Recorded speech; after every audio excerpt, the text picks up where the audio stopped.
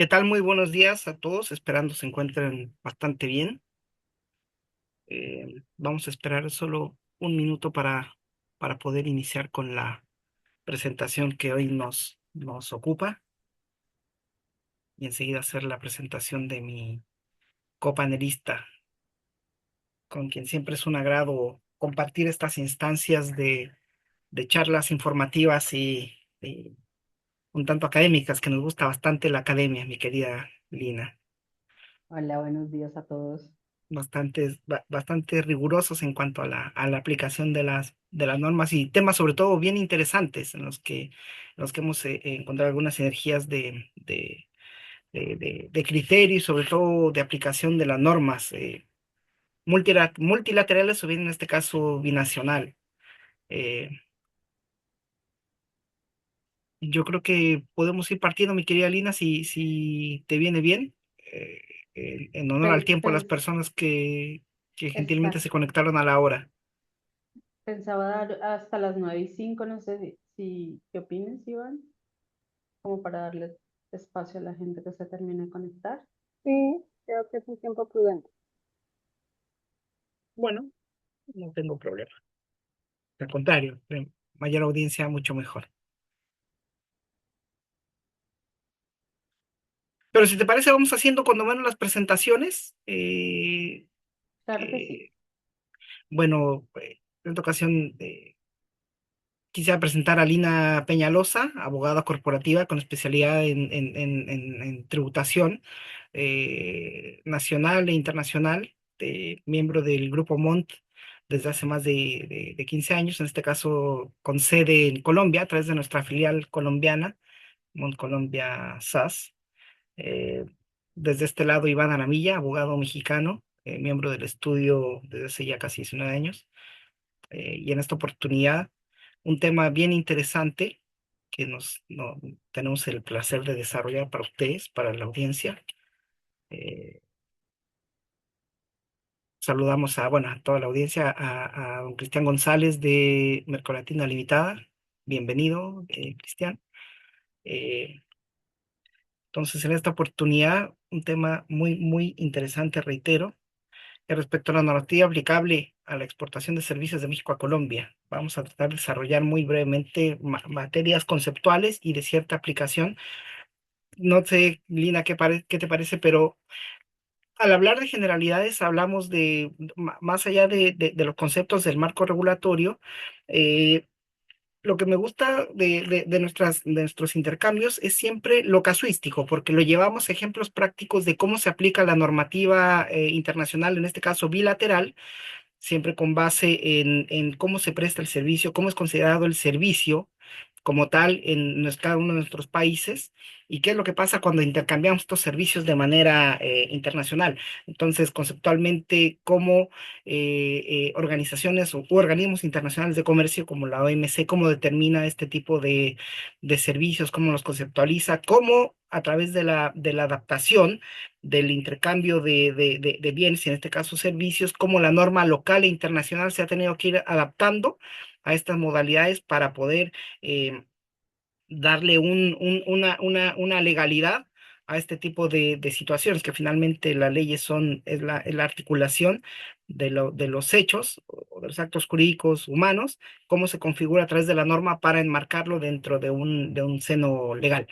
Así que yo creo que es interesante reiterar que, si bien es cierto, el marco es conceptual y normativo, siempre es muy caso a caso, es muy particular porque muchas veces la audiencia o los clientes tienen preguntas muy particulares y tiene un desarrollo distinto. O sea, podemos hablar como un marco regulador general, pero el tema es casuístico. No sé qué opinas tú al respecto. Sí, la idea es poder dar algunos parámetros, voy a decirlo así, formales pues, para este tratamiento de servicios, pero también poderles contribuir con esa experiencia y ese día a día que nos ha nutrido nuestra práctica profesional. Entonces, yo creo, Iván, que podemos arrancar si quieres, Fantástico, en gracia pues, del tiempo y a ver, para poder revisar la mayoría de temas que tenemos. fantástico. Entonces, mira, como yo te mencionaba hace un momento, y partiendo la presentación, pero no obstante, intercambiando o interviniendo en la participación de uno. La primera parte, ¿cómo se desarrolla? Generalidades tipo de exportación de servicios, porque si hablamos de cómo se exporta un servicio mexicano a Colombia, ¿cómo lo percibe el colombiano cuando llega el servicio? ¿Cuál es el tratamiento que yo le doy en México desde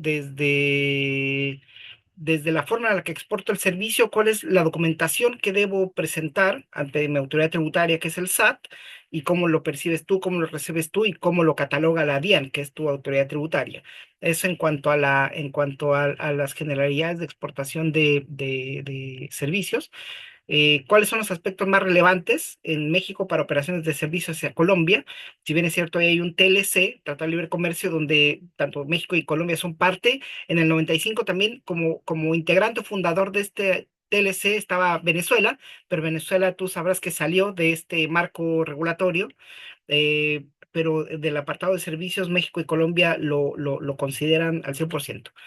Y enseguida, bueno, los aspectos relevantes en Colombia para operaciones de servicios desde México, que es una parte que ya expondrás tú con mayor amplitud, y las consideraciones a la luz del convenio para evitar la doble tributación, que yo destaco que siempre ha sido tu fuerte, más que interpretación en la aplicación del convenio, algunas normas, sobre todo específicamente para servicio, porque encuentro que Colombia, al ser miembro, explícame bien a detalle, me queda Lina, no sé, miembro de Mercosur, también comunidad del Pacto Andino, también tienen ciertas reglas como muy, muy particulares. Entonces, si bien es cierto, hay una relación legal binacional México y Colombia, también tú tienes que mirar más allá de tu patio trasero, tú tienes que mirar a tu barrio. O sea, en Sudamérica, cómo se aplica esta dinámica, digamos, respetando siempre jerárquicamente, como al igual que en México, la constitución política nuestra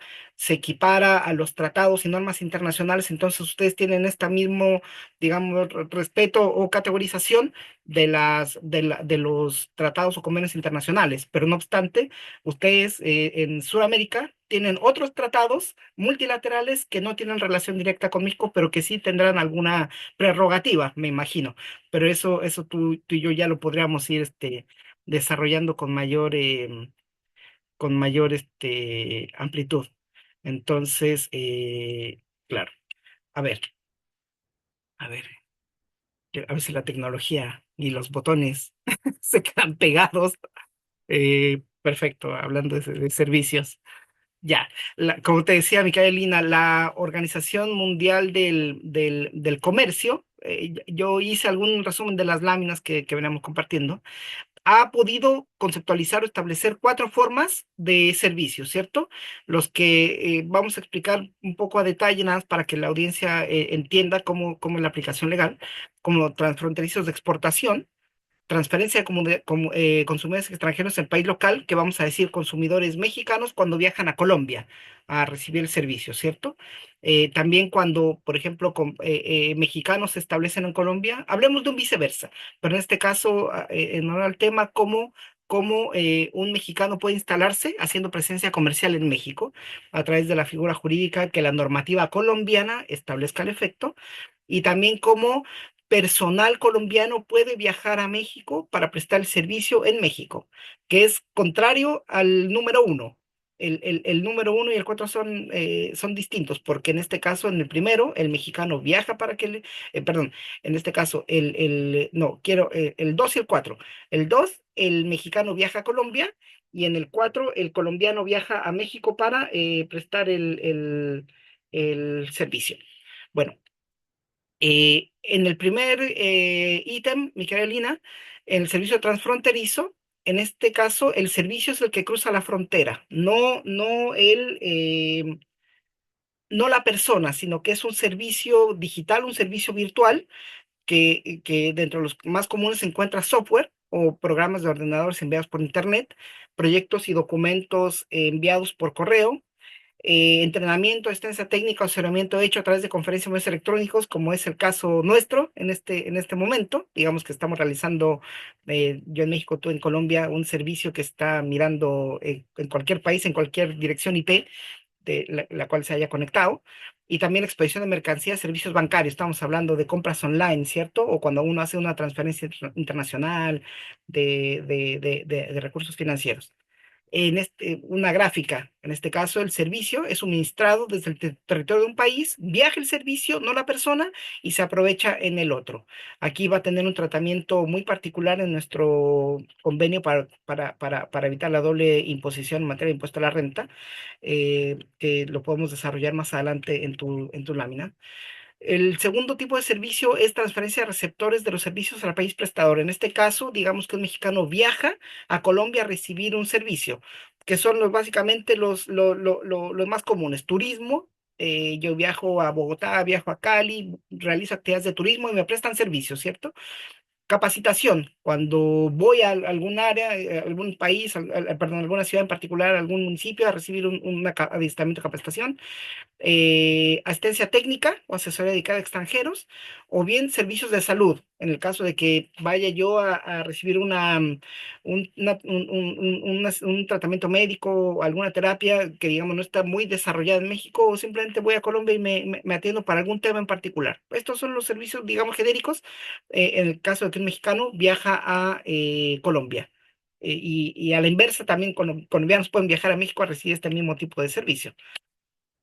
Establecimiento de presencia comercial. Acá es básicamente yo me instalo en Colombia. Yo, mexicano, conforme a la norma corporativa, norma societaria colombiana o norma tributaria colombiana, eh, voy a desarrollar mis actividades en Colombia, que puede ser a través de una sucursal, es decir, conforme a la norma colombiana, reitero, norma societaria tributaria, me constituyo como yo mismo, con reconocimiento de personalidad jurídica y obligaciones tributarias, contables en Colombia, o bien lo hago a través de una inversión directa, es decir, constituyendo una entidad 100% de nacionalidad colombiana, pero con tenencia de las acciones o del capital extranjero, en este caso mexicano. Todo siempre atendiendo a las normas y reglamentos, a las normas y reglas de la inversión extranjera, en este caso en Colombia. Eh, Hay algunas ventajas, algunos beneficios o algunas diferencias básicamente, más que ventajas, competitivas entre constituir una sucursal o una filial, de acuerdo a mi actividad económica, básicamente, a mi actividad comercial. Hay algunos casos en los que entendemos de que debo yo acreditar cierta experiencia, algún valor agregado que le dé a mi actividad comercial el instalarme como una sucursal, o bien derechamente instalarme como una filial. No sé si te gustaría hacer como algún apunte, alguna distinción o diferencia, Lina, en cuanto a esto, porque a ti te gusta explicar bastante bien estas diferencias. Quisiera mencionar algo con relación a la anterior modalidad. Y si bien es cierto, la transferencia, o sea, cuando hay movilidad de personal, es decir, cuando viajo de un país a otro a recibir el servicio, hay una particularidad con la evolución de la tecnología, y es que servicios como asistencia técnica o estas asesorías en las que va inmerso un componente de capacitación o de transferencia de conocimiento, siento que cada vez más se está haciendo de forma digital o de forma virtual, lo que hace que estos servicios que antes eran el ejemplo clásico de este tipo de servicios han ido migrando y que ya se pueden considerar más servicios de carácter transfronterizo. Es decir, yo puedo prestar lo que estamos haciendo ahora en este momento, estamos dictando una capacitación, estamos transmitiendo un conocimiento, pero ninguno de los dos está en Ciudad de México. O yo no estoy en Ciudad de México, ni viceversa, tú estás acá en Bogotá. Entonces, esa es una particularidad que lo que se ha denominado servicios digitales ha ido cambiando un poco los conceptos, o más bien lo que denominamos la caracterización de los servicios. Eso es importante también tenerlo en cuenta para situaciones que vamos a ver un poco más adelante, cuando yo tengo que definir qué tipo de servicio es el que estoy recibiendo o viceversa el que estoy prestando. Eso es una consideración a tener en cuenta. Y con Claro. relación a lo que tú mencionabas de instalarse en el país, que es lo que tenías en la siguiente diapositiva, hay particularidades en el tema corporativo en Colombia y es que la sucursal, como sucede la mayoría de nuestros países latinoamericanos, todos seguimos la misma línea del derecho civil y básicamente la sucursal no es nada distinto a que es la misma persona jurídica que se establece en el otro país y guarda esa misma conexión y unidad de negocio, mientras que una filial perfectamente puede ser simplemente una inversión que se hace en una compañía completamente independiente en el extranjero. Colombia, y para tiene reglas claras con relación al tema de inversión extranjera, garantiza el trato igual. Entonces, eso es un parte de tranquilidad en momentos donde está como tan convulsionado el tema de inversión extranjera o el mismo tema de comercio exterior por las mismas situaciones que pasan geopolíticamente en la región. Entonces, la ventaja es que tenemos seguridad jurídica. Entiendo que con México es igual. Entonces, en el caso Correcto. de tener este tipo de servicios o de decisiones de instalarse, bueno, también hay saber que, como lo mencionaba Iván hace un rato y que creo que lo vas a abordar ahora un poco, hay unas reglas claras con relación al tema de TLC y formas en que se invierte en el otro país. Sí, correcto. Yo, fíjate que yo también apunto un poco al tema de la responsabilidad contractual de una sucursal versus una filial con respecto a sus accionistas, digamos, o sus tomadores de decisiones. En el caso de las sucursales, cuando menos en México, digamos, la responsabilidad impacta directamente a la casa matriz. Y en el caso de las filiales, llega la responsabilidad de los accionistas hasta el monto, o socios, hasta el monto de su aporte. Pero en la sucursal hay una ventaja competitiva en cuanto a la experiencia. Estamos hablando de algunos rubros, como servicios, no sé, puede ser construcción, algo así, donde es muy importante la experiencia con la que uno puede acreditar mis actividades comerciales y lo hago a través de una sucursal. Eso como un alcance legal, más que todo, pero es como muy bien indicas, es importante tener cuáles son las reglas claras de la inversión extranjera, cómo le dan un trato equitativo igual a los inversionistas extranjeros, como si fueran, dan el mismo trato como si fueran nacionales, en este caso colombianos o bien mexicanos, en el caso de que haya una inversión de capital colombiano en México. Eh, Vamos a ir con la otra lámina. Perfecto. Y acá, bueno, es transferencia temporal de personal para el receptor de servicio. Cuando un colombiano viaja a México, un mexicano viaja a Colombia, realizar este tipo de consultorías. Pero bien dices, como en tu apunte anterior, ya hoy día con esta modernidad, con esta aplicación, las capacitaciones, todo aquello, yo lo doy lo doy de manera virtual. Salvo que, digamos, algún mexicano tenga que ir, no sé, algún servicio de ingeniería, alguna capacitación, de mostrarlo in situ para ver cómo se lleva a cabo digamos, un servicio, una asesoría técnica. No sé si tienes algún apunte muy particular en Colombia, cómo es el tratamiento, digamos, tributario, legal que se le da a un servicio prestado por un mexicano in situ en Colombia. Bueno, ahí hay varias particularidades. Como bien lo mencionabas al inicio, esta modalidad o esta estructuración o caracterización de servicios es una caracterización a nivel nacional, entonces nos regimos por los mismos lineamientos.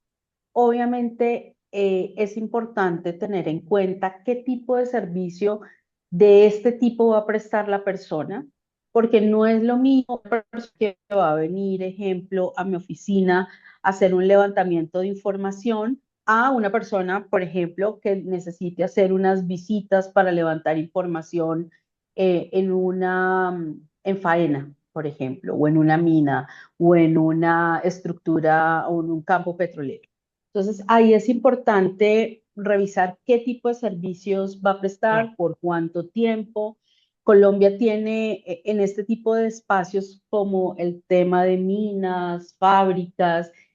Colombia es muy exigente en términos de cobertura de seguridad social, es decir, garantizar que el extranjero que va a ingresar pueda tener una cobertura, ya sea a través de un seguro o, por ejemplo, si la prestación del servicio es una prestación de servicio prolongada, tenga regularizada su situación migratoria y su cobertura en riesgos laborales. Entonces, ahí siempre les recomendamos, y sobre todo en estos casos que son asistencias técnicas, que pueden ser, tenemos algunos permisos especiales para cosas de asistencias técnicas que no duren más de 15 días, por ejemplo, Claro, la correcta forma de ingresar al país, porque si bien es cierto, y creo que lo vas a hablar ahora un poco con el tema de TLC, tenemos libertad de movilidad entre países, ya sea, ejemplo, México, Colombia, o como alguien mencionaba ahorita en los comentarios, que hacemos parte también de Alianza Pacífico con Perú y Chile.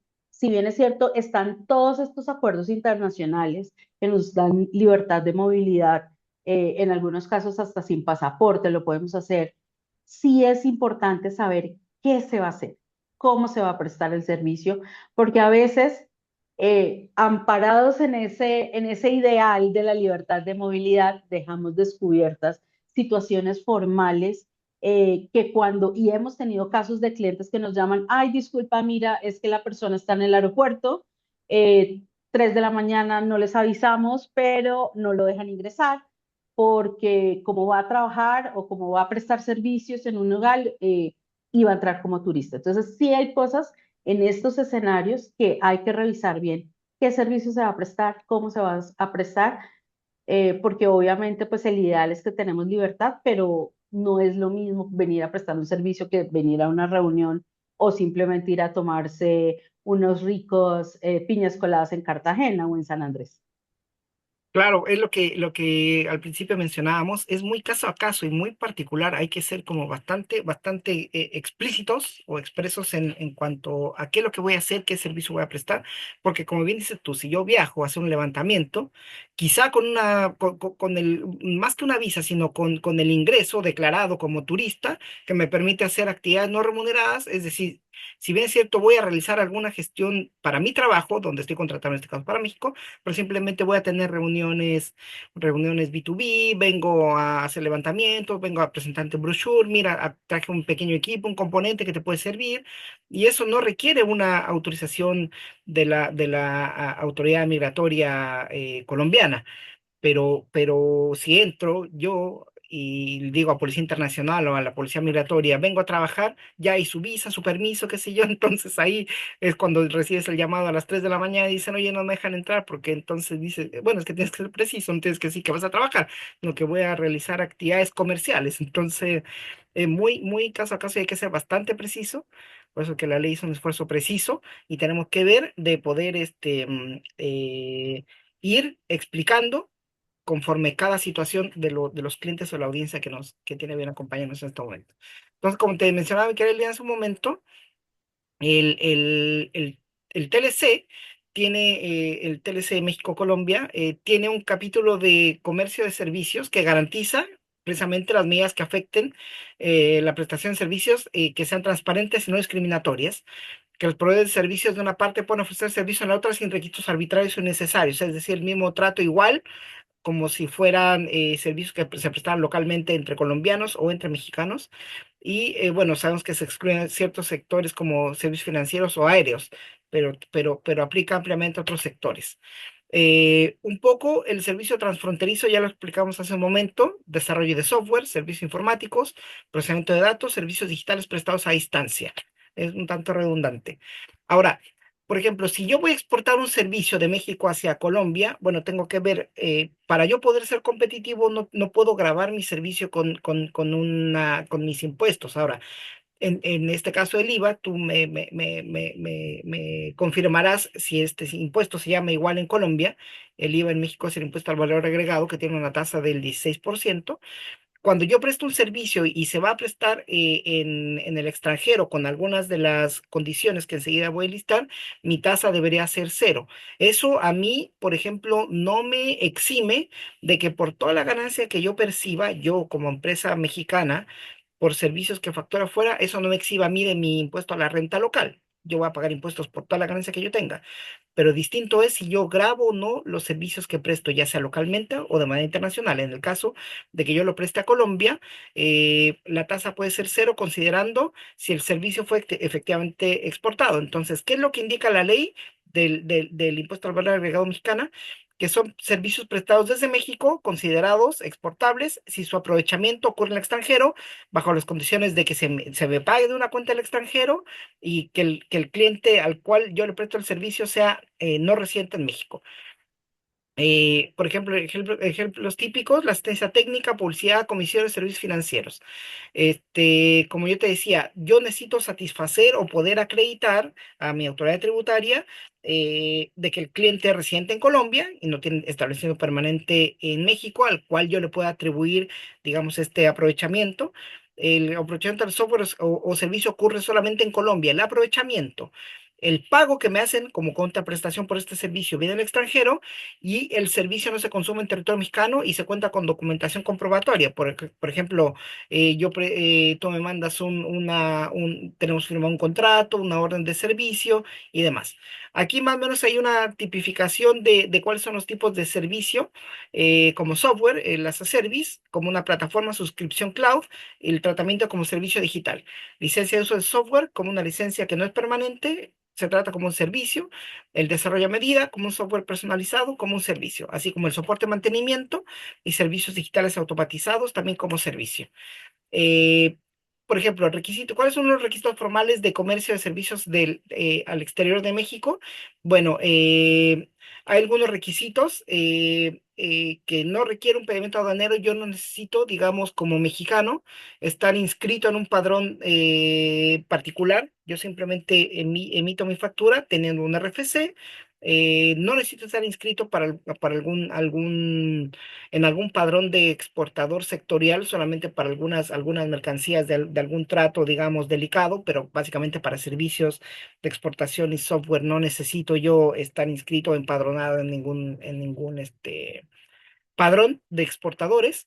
Debo documentar adecuadamente o acreditar con documentos fehacientes que estoy prestando un servicio a través de un contrato internacional, con un comprobante de pago del extranjero, es decir, acreditar de que el beneficiario del servicio me está enviando a mí un SWIFT con el comprobante de que, mira, ya te transferí con el banco de origen y la evidencia de prestación de uso del servicio fuera de México. Yo tengo que emitir mi CFDI, que se llama en México comprobante fiscal digital por Internet, o mejor dicho, conocido comúnmente como factura electrónica, conforme a requisitos fiscales mexicanos, es decir, debo tener el tax ID de la compañía, su domicilio, el concepto del servicio, el desglose del servicio, porque una cosa es la regalía, por ejemplo, otra cosa es servicio técnico, y no sé si después tú quieres hacer alguna precisión de cómo se segregan, cómo se desglosan, muchas veces a qué corresponde la licencia, a qué corresponde servicio técnico. Y como les mencionaba hace un momento, hay que considerar que el impuesto sobre la renta en México sigue aplicando, aunque mi actividad es exportadora de servicios. Yo voy a prestar servicios. Puede que Colombia, a mí, por el tipo de servicio que se trate y que lo veremos más adelante en el convenio para evitar la parte del convenio para evitar la doble imposición, ya sea un beneficio empresarial, qué sé yo, no obstante de que puede que en Colombia no me graben con base al convenio, eso a mí como mexicano no me exime a que todas las ganancias que yo perciba estén sujetos al impuesto corporativo, que si estamos hablando de empresa, como una empresa que presta el servicio, en México la tasa de impuesto a la renta es del 30% y en el de las personas puede llegar hasta el 35%. Eso, mi querida Lina, al tratamiento de que yo ya mandé, ya presté el servicio, ya lo aproveché. Ahora, eh, ¿cómo se percibe, cómo se recibe, cuál es el tratamiento tributario de estos servicios transfronterizos prestados en Colombia? Ah, y ve avisándome para ir cambiando yo la Ya. lámina. Ok, bueno, voy a hablar de algunos aspectos que son generales, o sea, que son transversales al tema de recibir servicios desde el exterior y obviamente con precisiones y particularidades del Estado mexicano. Entonces, en el caso, como le mencionaba Iván, este servicio será una exportación de servicios desde la perspectiva mexicana, que cumpliendo los requisitos que él mencionaba anteriormente, serán considerados exportación de servicios y en el caso de IVA en México, entiendo que serán exentos de IVA. Algo que es muy particular en temas, y lo mencionabas en tu cuadro de cuando haces la diferenciación de servicios, México solo tiene tipificación de servicios digitales en materia de IVA, que se diferencia un poco a lo que Colombia tiene. Colombia, si bien es cierto, ha venido haciendo un desarrollo, y lo mencionaba Iván al principio, un desarrollo no solo normativo, sino más a nivel de doctrina tributaria, en el que ha sentado bases muy importantes para entender y definir qué se entiende como un servicio digital, pero no solo en su ejecución a nivel de IVA o en su impacto a nivel de IVA, sino también en temas de renta. Entonces, en ese sentido, todavía no pasas. En ese sentido, sí hay una diferencia clara entre lo que sucede a nivel normativo en México, que solo tiene regulación específica para servicios digitales en términos de IVA, mientras que Colombia ya tiene unas reglas, voy a decirlo así, de juego un poco más claras en ese sentido, teniendo en cuenta pues la evolución de la tecnología del día. En este orden de ideas, México o Chile o Brasil o cualquier otra nación hace una exportación de servicio que bajo sus normas estará o no catalogada o exenta del IVA, y para Colombia esto constituye una importación de servicio. Entonces, la importación de servicio, y lo mencionaba yo hace unos minutos, es muy importante caracterizar ese servicio que estoy importando, definir qué es, porque, como lo mencioné hace algún momento, nosotros ya tenemos unas diferenciaciones entre lo que es un servicio técnico, una asistencia técnica, una consultoría, un servicio digital. Entonces, por eso es importante hacer la caracterización del servicio. ¿Y qué es caracterizar el servicio? Sencillamente definir qué tipo de servicio es, o puede ser un servicio muy global, por ejemplo, un software, pero también nos están ofreciendo un desarrollo, una implementación, pero también nos dan una mesa de ayuda. Entonces, es importante saber qué dentro de cada o de ese paquete global que estamos adquiriendo del exterior, qué es cada cosa. ¿Por qué? Porque teniendo claro qué es cada cosa, podemos tener un correcto tratamiento tributario respecto del impuesto de renta y lo mismo respecto del impuesto sobre las ventas. Acá se llama impuesto sobre las ventas, pero todos los conocemos como el IVA. Entonces, si quieres, dale siguiente, Iván. Esta es la regla general, lo que ustedes ven en pantalla es la regla general en Colombia.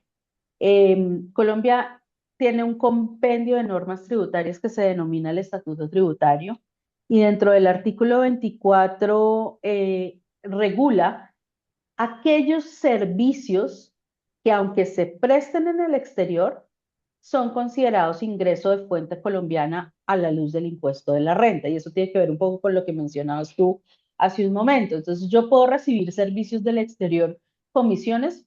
Imaginémonos que tengo un agente en México, no con representación exclusiva para vender mis servicios legales, y le pago sus comisiones, también honorarios, compensación por actividades culturales. Entonces, cuando un artista va y se presenta en México, o un mexicano viene y se presenta acá, pero también está en el tema, se entiende como ingresos de fuente colombiana aquellos servicios que prestan las personas jurídicas, es decir, las sociedades, cuando la actividad se desarrolla en Colombia. Entonces, primer asterisco, ¿no? Si la actividad se desarrolla en Colombia, Claro. es ingreso de fuente colombiana, pero si la actividad se desarrolló en México, ok, puede ser ingreso de fuente mexicana. Siguiente. Y algo súper importante que tiene es una especificidad dentro de la norma local en Colombia, es que las regalías, que lo mencionaba también Iván, por cualquier explotación de propiedad industrial, know-how, servicios técnicos, y subrayenlo ahí, servicios técnicos, así se presten desde el exterior, se entienden grabados. Entonces, digamos, uno puede decir, este punto se contradice con el anterior.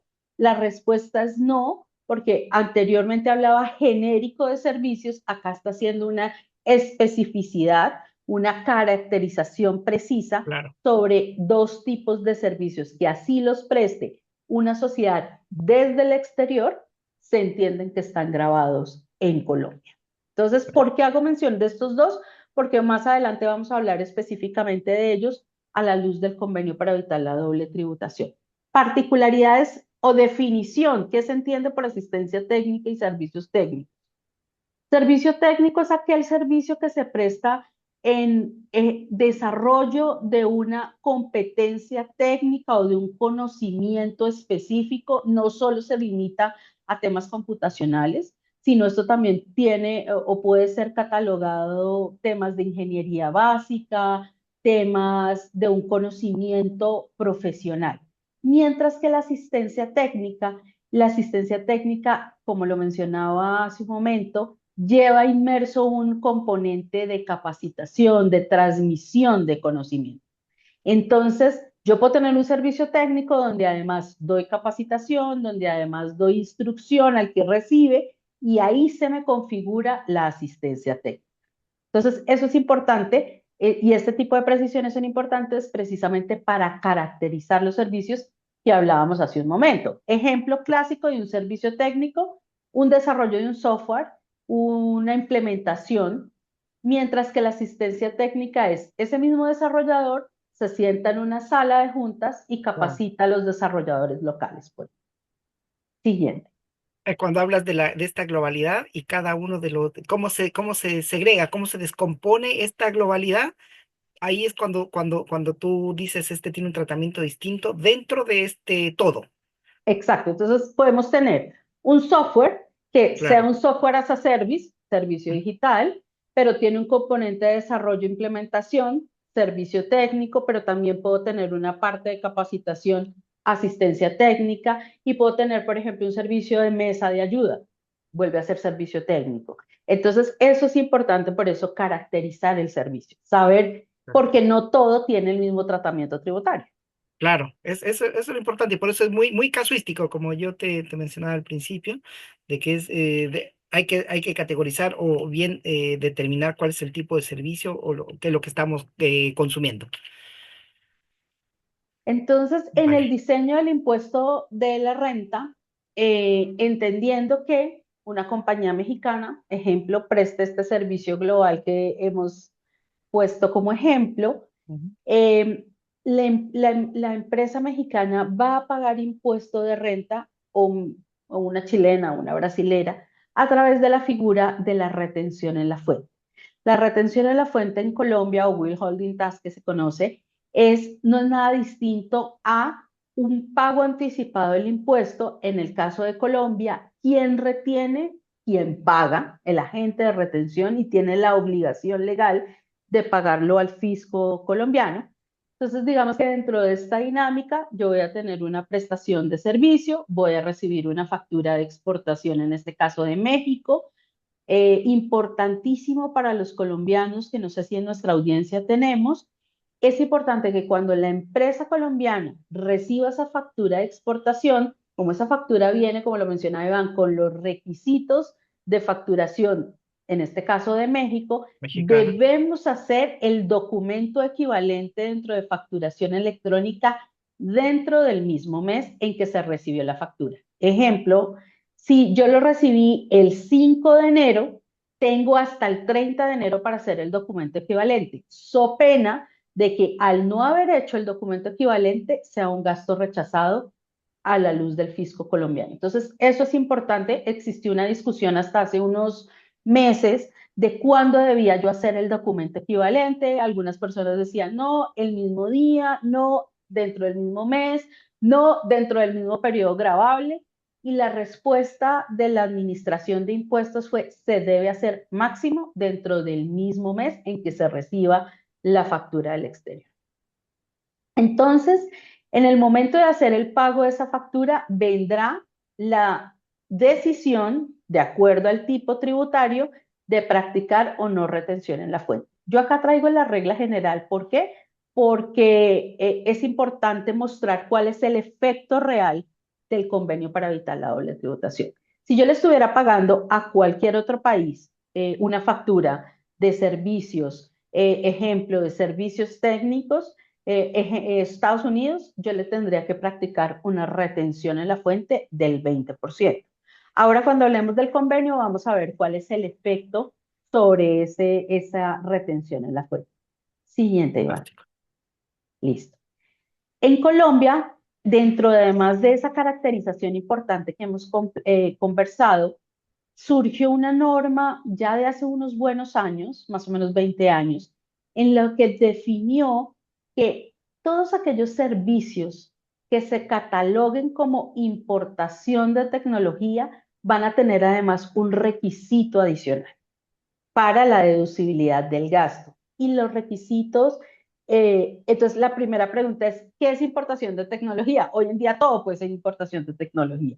Pero si bien es cierto, la DIAN ha delimitado esta importación de tecnología a compra de licencias de tecnología o servicios, el uso de marcas, patentes, servicios de asistencia técnica, servicios técnicos, servicios de ingeniería básica, sea cual sea. Entonces, ingeniería de sistemas, ingeniería de telecomunicaciones, ingeniería genérico lo dejaron. Y cualquier contrato que tenga un componente tecnológico. Estos 7 tipos de servicios, la norma colombiana los ha definido como importación de tecnología y deben tener, si quieres, siguiente, deben tener un contrato que conste por escrito, valga la redundancia, y ese contrato debe que ser registrado dentro de la autoridad tributaria colombiana. Si el contrato es, o sea, si es la primera inicial, la vigencia inicial, tengo hasta 6 meses para inscribirlo. Si le hago modificaciones a ese contrato inicial, tengo hasta 3 meses para registrar la modificación. ¿Qué pasa si no lo hago? Si mi contrato es de importación de tecnología, pero no tengo ese contrato registrado ante la DIAN en esos tiempos, la norma dice que ese gasto que le pago al exterior, en el caso de que le estoy pagando a México, será un gasto rechazado, un gasto no deducible. Y eso, pues, en operaciones importantes, puede ser un servicio recurrente mensual dentro del que estamos hablando, pues puede tener un impacto importante en el contribuyente colombiano. Siguiente, Iván. Es interesante porque, como dices tú, puede ser un gasto rechazado, no lo puedes tú aprovechar, digamos, de tu generación de renta. O sea, no puedes descontar de tu base gravable, aprovechar para descontar tu base gravable impuesto a la renta. Así es, exacto. Ahora empezamos a hablar un poco de la aplicación real del convenio para evitar la doble tributación. Esta presentación es de ustedes, yo voy a parafrasear y voy a hablar, ustedes lo tienen para su disponibilidad. El convenio habla de qué es una regalía. Entonces, Claro. habla precisamente de el uso o el derecho al uso de muchos elementos que son considerados regalías dentro del convenio. Colombia específicamente ha tenido 3 etapas de negociación de convenios.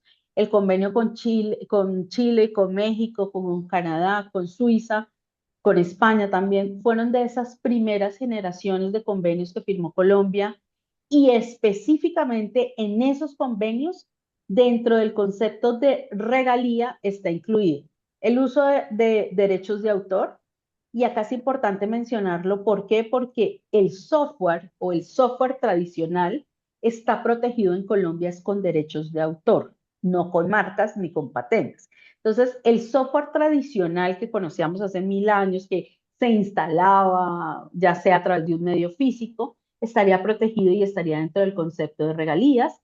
Las patentes, las marcas, que nos hace match y espejo con lo que se entiende como importación de tecnología en Colombia. Diseños, Claro. modelos, planos, fórmulas, propiedad intangible. Acá viene otro elemento considerado. Siguiente, Iván. Eh, Equipos industriales, comerciales, científicos, y aquí es donde vienen nuestros famosos servicios prestados de asistencia técnica, servicios técnicos y consultoría. Con lo que quiero decir es que la regla general en Colombia dice que la asistencia técnica y los servicios técnicos son ingresos de fuente colombiana si se prestan en el exterior y tienen una retención del 20%.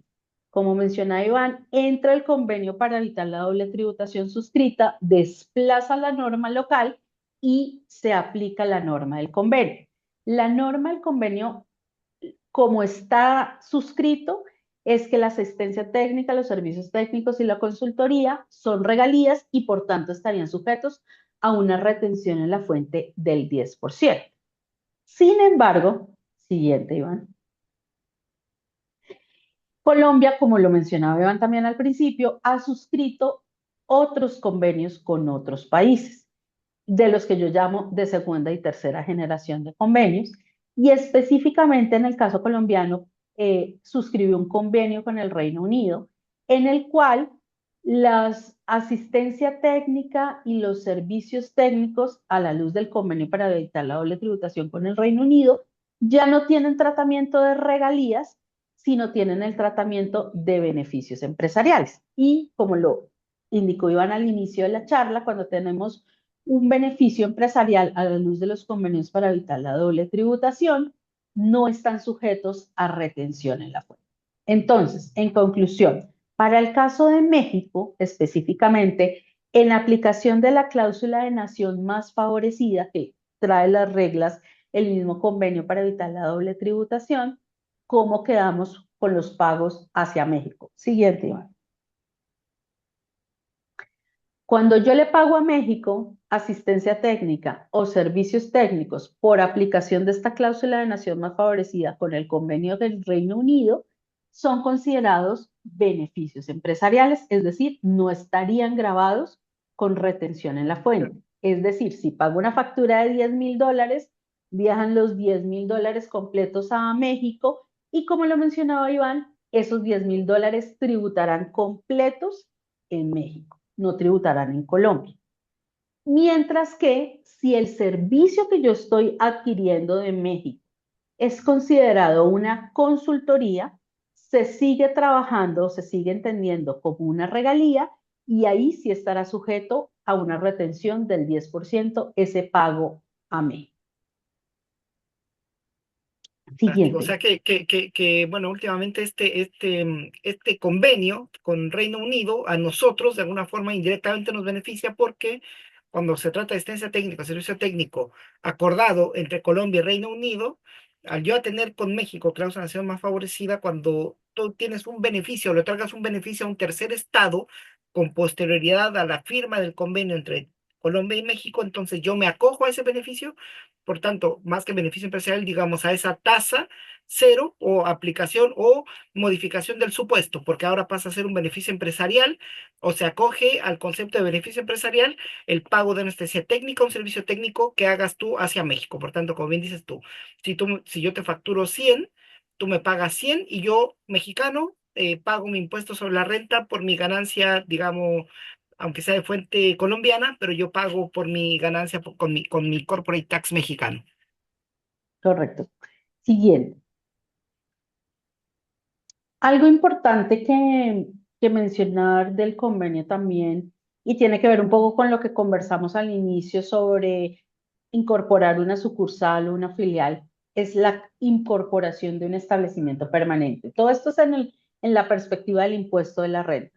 El convenio trae normas claras sobre cuándo se considera que hay un establecimiento permanente y quiero mencionar específicamente que estamos en el escenario de los servicios, cuando una persona del Estado A, en este caso México, realice en Colombia una obra o proyecto de construcción, instalación o montaje o supervisión por más de 6 meses, ahí está en presencia de un establecimiento permanente.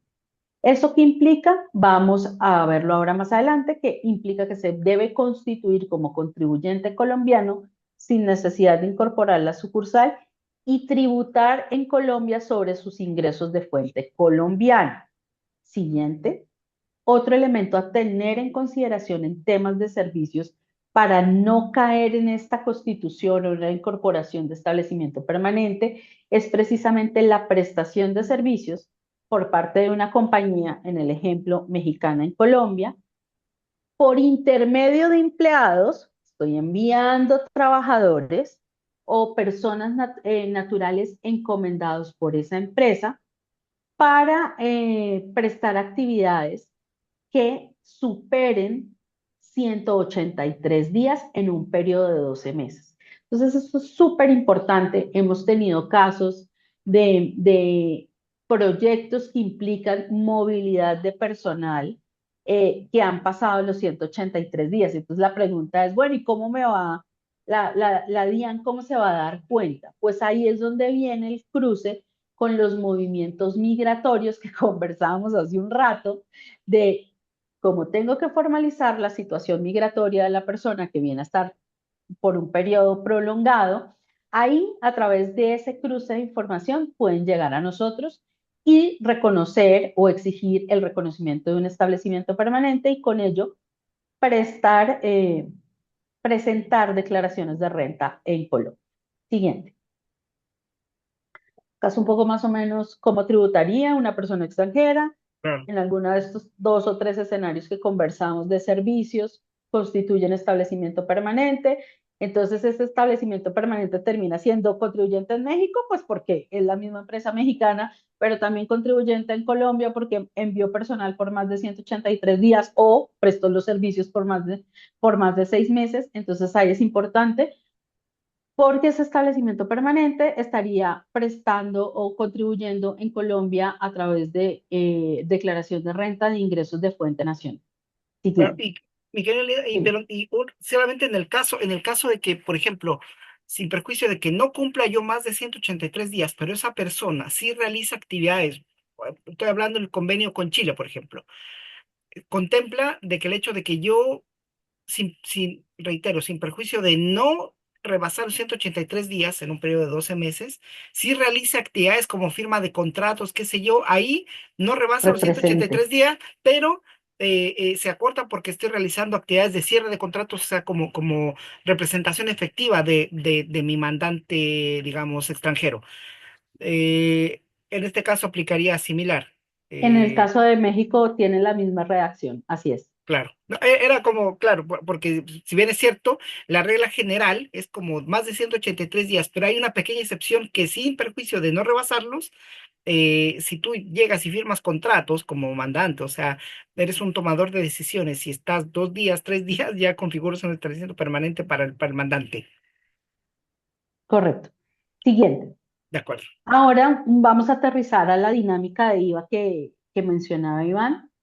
Em, Colombia es un país que tiene una normativa en IVA bien interesante porque el hecho generador del impuesto sobre las ventas habla de prestación de servicios en el territorio colombiano. Entonces, si viaja la persona y presta los servicios acá, pero también se da el hecho generador si el servicio se prestó desde el exterior.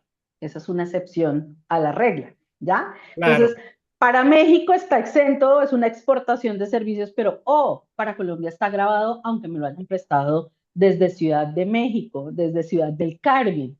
Entonces, ojalá. cierto.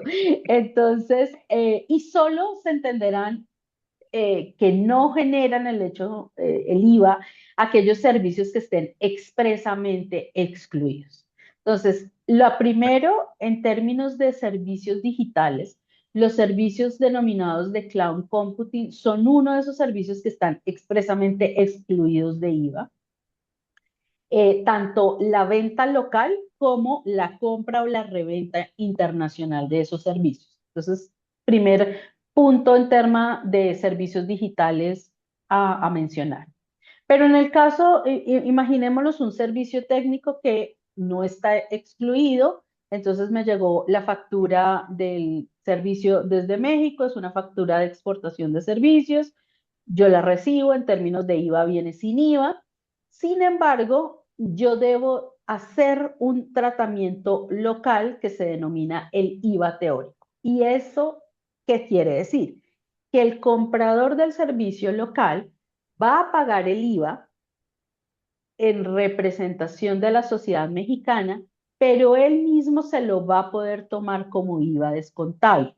Así se paga el IVA, pero genera un efecto neutro en la dinámica del Claro. servicio. ¿Por qué? Porque si no se trabajara de esa manera y yo pagara el 19%, sería un mayor valor del costo del servicio, porque el IVA es un impuesto indirecto. Entonces, nadie puede utilizar el IVA que se genera en otro país.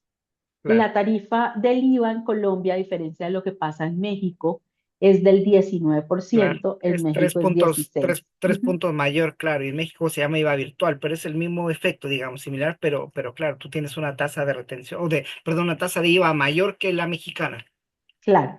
Entonces, la ventaja es que cuando ustedes le vendan servicios al colombiano, el colombiano tenga claro que tiene que trabajar de esta manera el IVA a nivel de IVA teórico y no hemos tenido casos que el colombiano practica una retención en la fuente del 19. Entonces, ya de por sí tengo la retención en la fuente del IVA del 10% en el caso, dependiendo del caso, y adicional del 19. Entonces, por eso lo mencionamos para que ustedes sepan y que el colombiano o conversar con el colombiano cuál es el correcto manejo del IVA local para evitar una práctica de retención en la fuente indebida.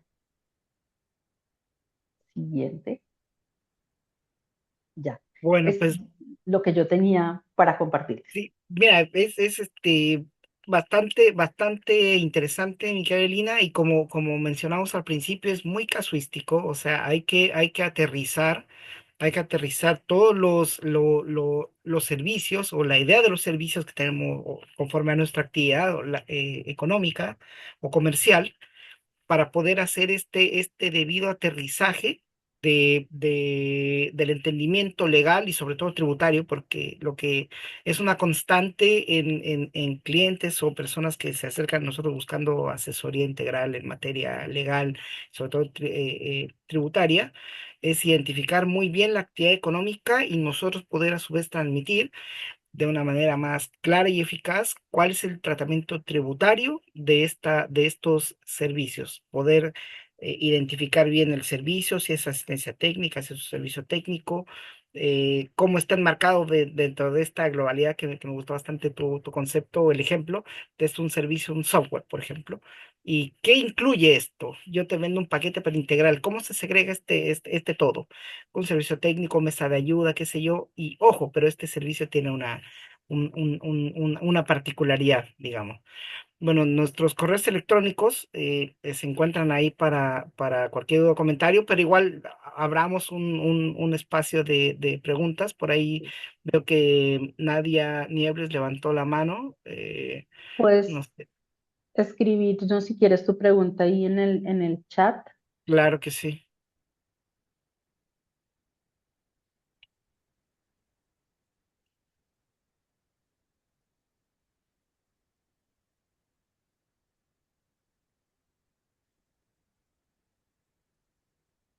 o si alguien más tiene alguna pregunta.